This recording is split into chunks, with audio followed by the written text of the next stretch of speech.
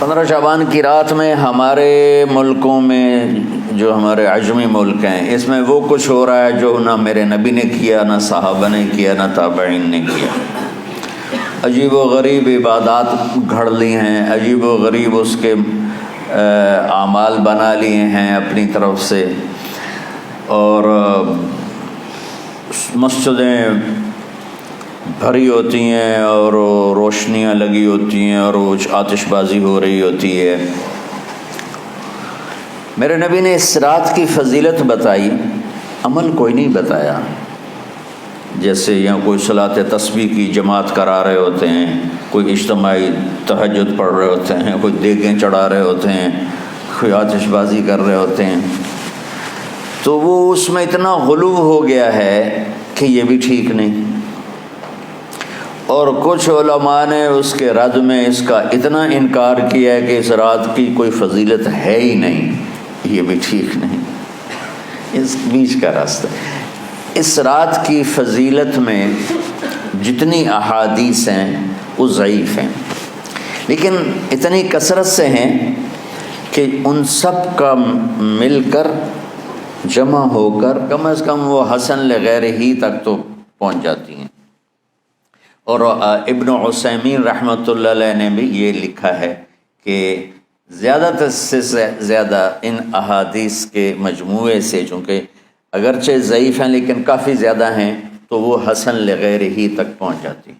تو حسن لغیر ہی سے کوئی عمل ثابت نہیں ہوتا، عمل ثابت ہوتا ہے صحیح حدیث، احادیث کی کثرت سے روایات، اور ایک امت کا عمل، کہ امت کا بہت بڑا طبقہ صدیوں سے اس رات کا اہتمام کر رہا ہے۔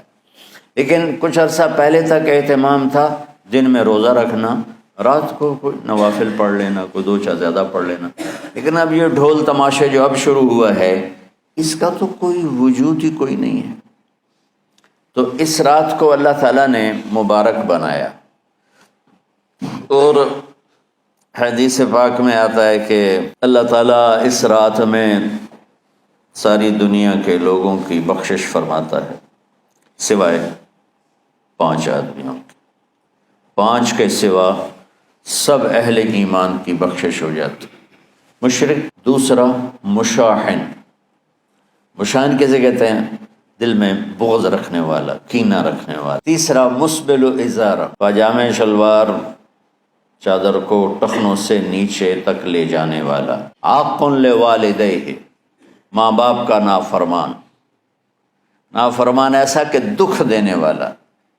چھوٹی موٹی اونچ نیچ تو ہر بچے سے ہو جاتی ہے، نہیں، جن نے والدین کو ٹکڑے ٹکڑے کر دیا ہو اور ان کو دکھ دے دے دے دے کے ان کا سینہ چیر دیا ہو، چونکہ آپ کہتے ہیں پرزے پرزے کرنا کسی چیز کو، تو اپنے دکھ دے کر اپنی بدتمیزی کے ساتھ اس نے ماں باپ کا دل زخمی کر دیا ہو، ایک یہ نہیں معاف ہوتا۔ 5واں مدمن خمر، مسلسل شراب پینے والا، مستقل جو شراب کا عادی ہو۔ ان 5 کو مؤخر کر دیا جاتا ہے۔ معافی نہیں ہونے کا مطلب یہ نہیں کہ اللہ تعالیٰ کبھی معاف نہیں کرے گا، معافی نہ ہونے کا مطلب یہ ہے کہ یہ 5 ایسے گناہ ہیں کہ اس کی وجہ سے بخشش رک جاتی ہے۔ اگر وہ شرک سے نکل آئے، وہ کینہ سے نکل آئے، وہ تکبر سے نکل آئے، وہ والدین کی نافرمانی سے نکل آئے، شراب چھوڑ دے، تو ان کی بھی بخشش ہو جاتی۔ جب کوئی توبہ کرے گا فوراً بخشش ہو جائے گی۔ نہ 15 شعبان کی ضرورت ہے، نہ لیلۃ القدر کی ضرورت ہے، نہ بیت اللہ جانے کے ساتھ توبہ کی شرط ہے۔ جہاں بھی وہ بیٹھ کے توبہ کرے گا، جس لمحے میں کرے گا، اسی وقت اس کی توبہ قبول ہوگی اور اللہ اس کے پچھلے سارے گناہوں کو معاف فرما دے۔ دن کا روزہ، رات کا قیام، زیادہ قیام سے مراد نوافل ہیں، کوئی گھر میں پڑھ لے، کوئی مسجد میں پڑھ لے۔